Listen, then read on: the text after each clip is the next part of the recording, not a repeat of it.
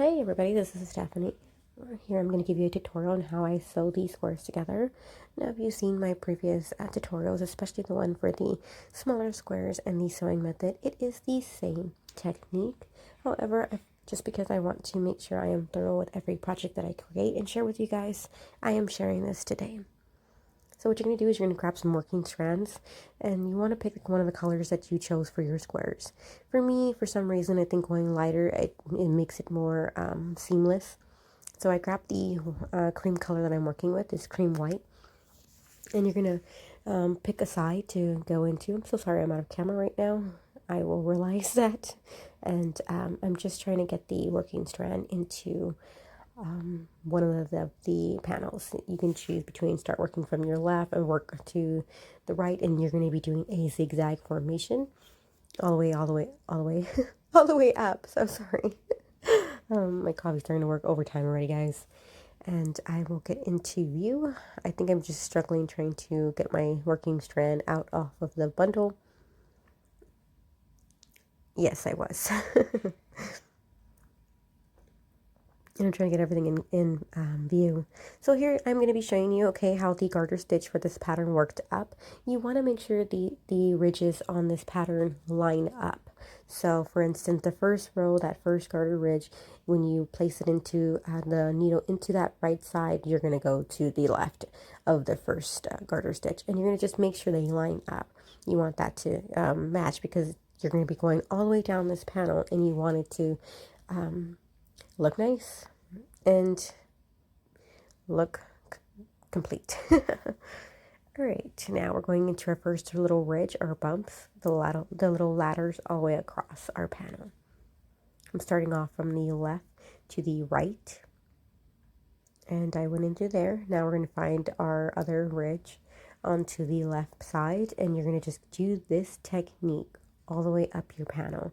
So I suggest that you make sure you grab enough yarn. Right now it looks like it's really long, but it's better to have it too long than too short, because it's going to get harder to pull it out as you go further along. So right now I would suggest pulling out a really long working strand. So like right now, as you can see, I have a lot to work with. It's better to have enough than not enough. And here I am, just again doing the same technique of a zigzag formation, back and forth between the two panels to adhere them together. It's going to create a small ridge, and later down this tutorial I will show you that ridge in the back, which is a lot smaller than my original one. Since my original one, I did a slip stitch or a crochet chain in the back, and it did leave a really big ridge, which I was totally okay with, but I did want to offer a different technique, such as this one here, as a sewing method. And I do like that it is more seamless, and it just looks cleaner in the end. And here I am doing that same technique all the way across. I'm going to speed this up just so that way you can see the process. You can always pause the video and rewatch if need be. And while I speed this up, I will be placing some music on, just so that way you don't hear me say anything repetitively. And yeah, and I will jump back in whenever I have a tip to share.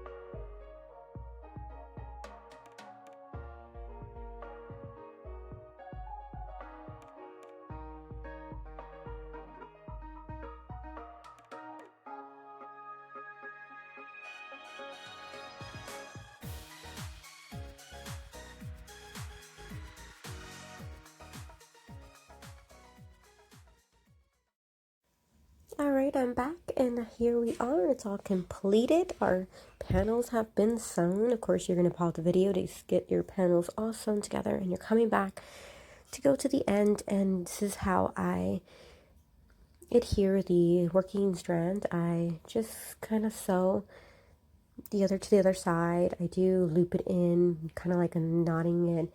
And then again, I'm just weaving in a tail now. Basically, that's what it is. Right now, at this point, you can cut some of it off and weave in like a tail. I just left it on the needle just because I was already there. I do speed across this because this is a preference on how many stitches you want to go through. You can go from the left to the right, and then you can go down one row, and then again go in a horizontal format all the way down a couple of stitches. It is preference. I think you should do more than less, but I did like about 5 to 6, maybe more, depending on the like right now it was the end of my towel or my working strand for my sewing, so I do want to make sure that it adheres and I am being thorough.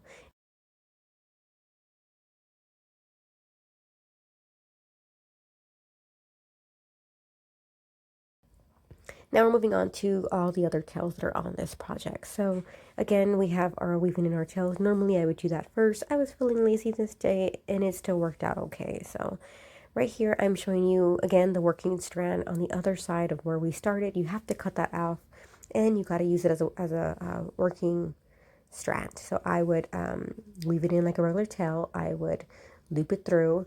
I would probably stick the needle in itself to make a little bit of a knot and then continue to weave it through. Just to be thorough, you really want your project to have a permanent bind.